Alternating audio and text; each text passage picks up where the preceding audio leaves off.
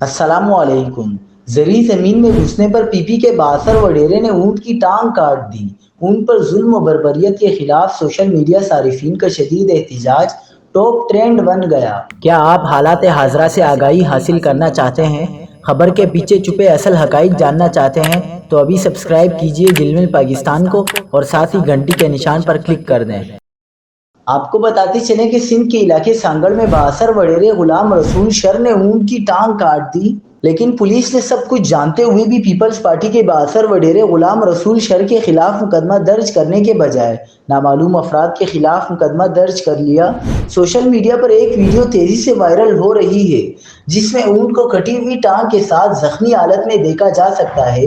نامور صحافیوں سمیت صارفین اس ظلم کے خلاف انصاف کا مطالبہ کر رہے ہیں۔